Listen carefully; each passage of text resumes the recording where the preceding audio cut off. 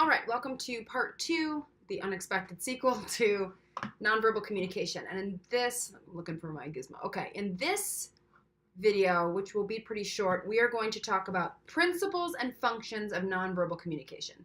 There is a reading on this. It's pretty standard theory, but I didn't want you to have to do any more reading, so I thought I'd cover the most important parts. All right, there are 4 principles of interpersonal communication for nonverbal communication. All right. So the reason that you have to understand these is because the principles of nonverbal communication are different than the principles of verbal communication in important ways that you sort of have to understand, because the way that you think about verbal communication and how you're going to choose words and all of that stuff has to be a little bit different than the way that you think about strategizing your nonverbal communication. All right. So first of all, the emotional message, the emotional layer and relational layer of your messages are primarily communicated through nonverbal communication. So that is why things like tone, things like body language, gesture, time, how long you're taking to speak versus how much you're letting other people speak, pauses, I mean, the whole gamut, right, is going to do a lot to communicate the emotional, relational piece of your messages. So when you're designing messages, you have to think about how you're going to do it, how you're going to sort of control for the nonverbals, depending on the kinds of relationships and the kind of emotional content that you want to convey. And of course, nowadays we have things like emojis, which do both sort of message work in the content sense, but also emotional immediacy kinds of labor. So that's sort of cool. All right, so Principle 1, nonverbal communication conveys important interpersonal and emotional content that go along with the way that your verbal communication acts as well, but typically it's going to kind of carry more of the weight there.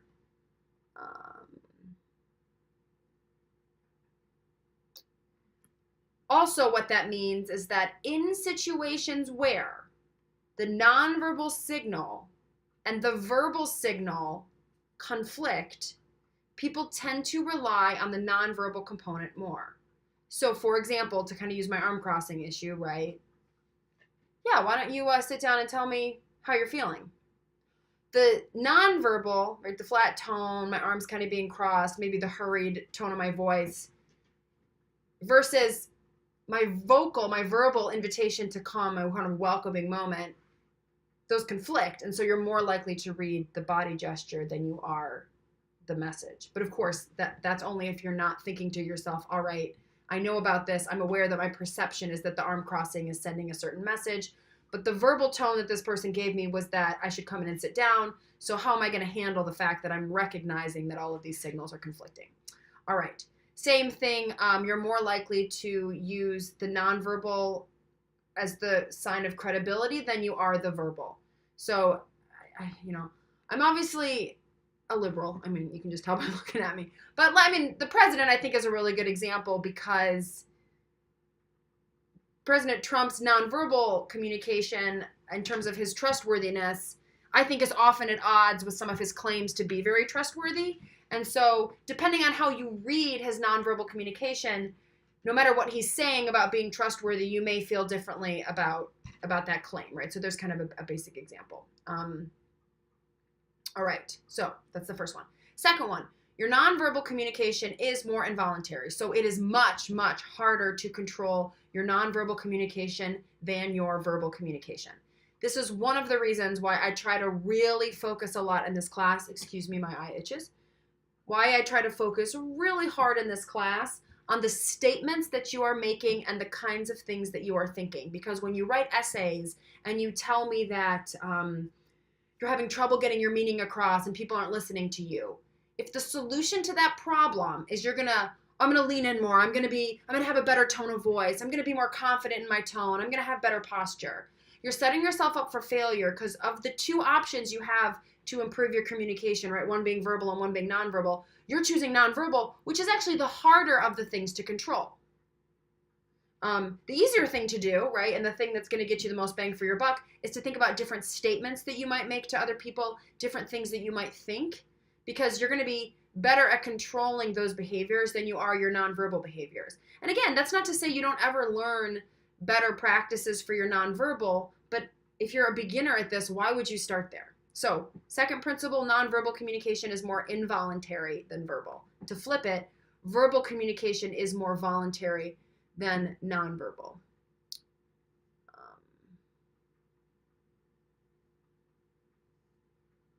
All right.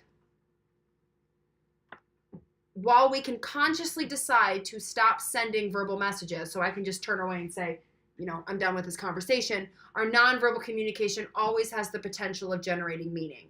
So that's why typically if you want to end a conversation, you should also remove yourself physically, because you're going to be continuing to send messages, whether you want to or not, or whether that other person is just perceiving them, even if you've agreed we're not going to talk about this anymore.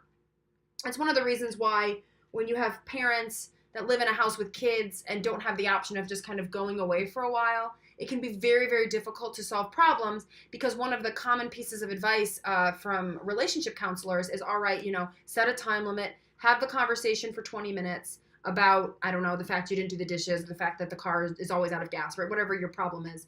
Have the conversation for 20 minutes, and if after 20 minutes you haven't resolved the issue, stop talking about it. Or agree that you're only going to talk about it in couples therapy, or set aside a time on Saturday afternoon when you're not all heated and upset to chat about, the biggest issue that you had the previous week, which is all really good advice. It's all very well organized advice. But the truth is, when you live in a house with someone and you have to be around them because, where else are you going to go? To say like, we're just not going to talk about it now is difficult, because your nonverbal continues to send messages. Whether you're doing it, you could have decided, like, listen, we agreed not to talk about it. I'm not going to talk about it. I'm going to go wash the dishes. But depending on that person's feelings, they still may perceive, oh, well, you were doing the dishes like you were angry, right? Whether or not you meant to, whether or not it was subconscious, whether or not you weren't doing it at all and they just read it, right? We have no way of knowing. But that's why it's important kind of to, if you don't want to send verbal messages anymore, to remove yourself from the nonverbal situation.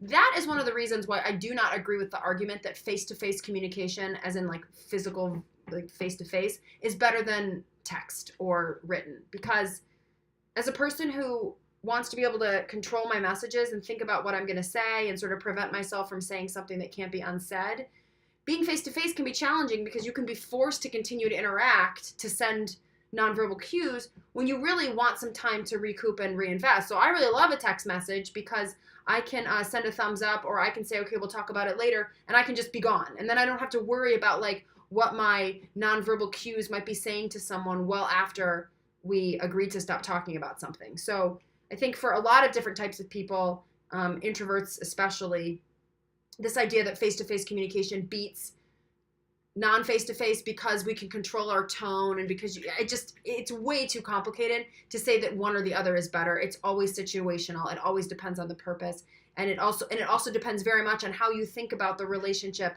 between verbal and nonverbal.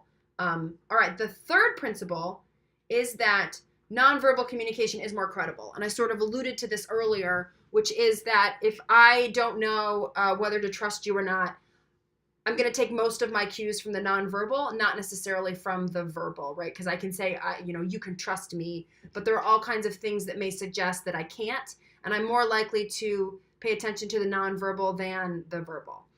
This is especially true in times of stress or danger, because you can make nonverbal judgments a lot faster, because everything kind of comes in at once. So this is that gestalt, I don't know if we learned this word, but it's this like, I can take in things instantaneously, right? I can see your tone and your body language and your proxemics and where you're standing relative to me and what you're wearing in your body. I can take all that in a matter of seconds, whereas it might take a while for your speech pattern to unfold. So if I have to make a pretty snap judgment, which we all love to do, I'm going to go with the nonverbal over the verbal.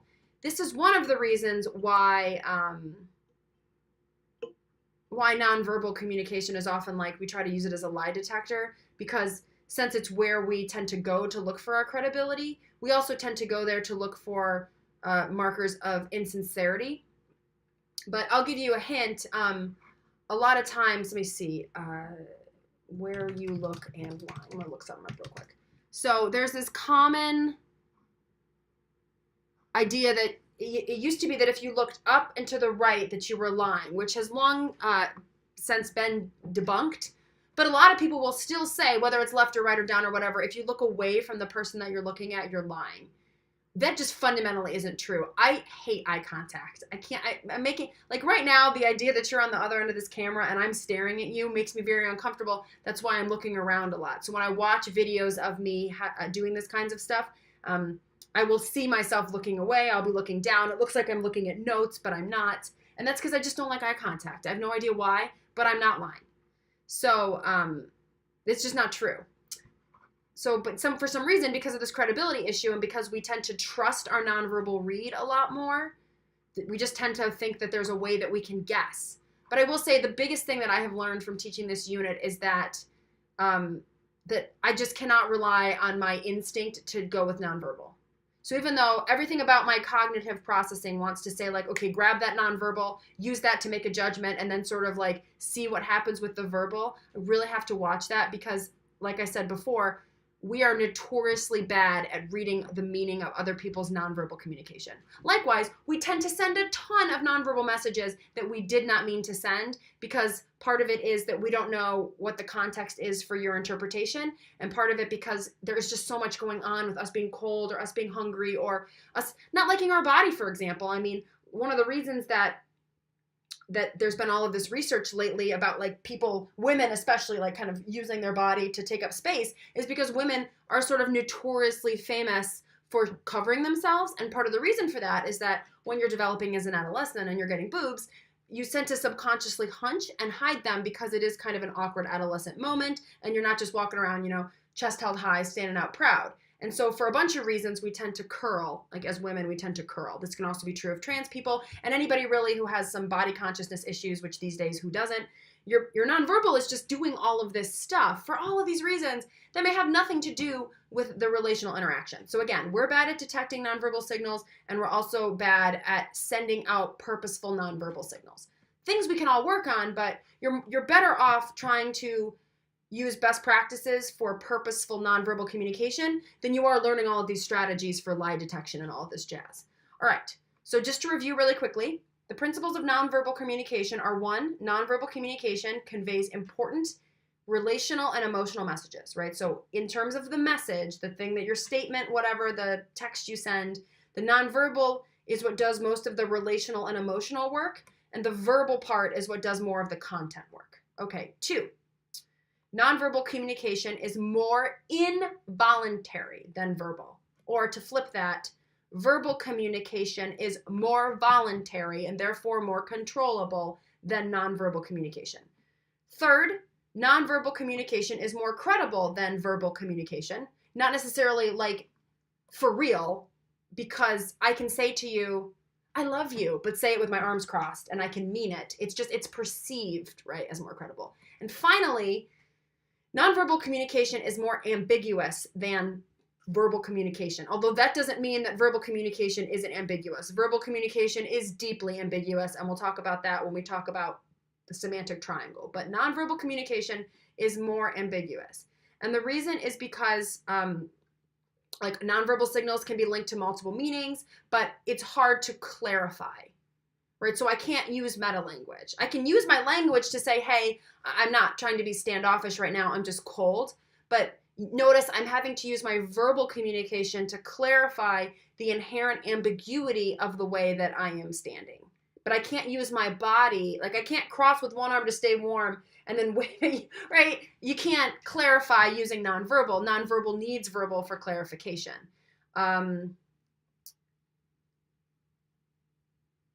Context clues and things don't necessarily help. Nonverbal communication doesn't have explicit rules like a grammar or a structure or agreed upon patterns. They're very culturally derived. So even though we have certain rules for how language works that make it possible for us to communicate, assuming we're both speaking English or even American Sign Language, right? We don't have the same thing for nonverbal, although to a certain degree, the closer we are in cultural affiliation, the more likely we are to read each other's verbal cues, nonverbal cues well. But culture is so variant that nonverbal cues just do not have a very good guide as to how to read your arm cross or your hand gesture or whatever. In general, we exhibit more idiosyncrasies, meaning more like quirkiness, in our usage of nonverbal communication than we do with verbal communication, which also increases the ambiguity of nonverbal communication. So verbal communication is just more quirky. It tends to be more random. We tend to make more mistakes. We tend to do more unorthodox things than we might with verbal communication, which is a lot more rule governed. All right, so that's the fourth principle. Nonverbal communication is more ambiguous. So there are the 4 principles of nonverbal communication. This is one of those cases where memorizing a set of principles can be very, very helpful, because when you're thinking about how to be more purposeful in your nonverbal choices, remembering these 4 principles can help guide sort of the more like strategic level choices you might make. And that is all I've got for nonverbal communication, and I will see you in the next module.